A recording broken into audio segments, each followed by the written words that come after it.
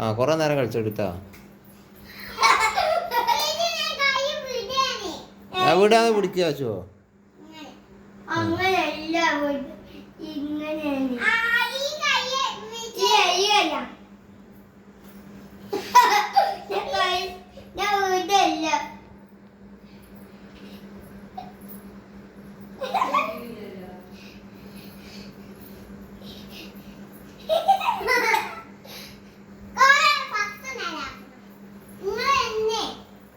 ഒന്ന് രണ്ട് മൂന്ന് നാല്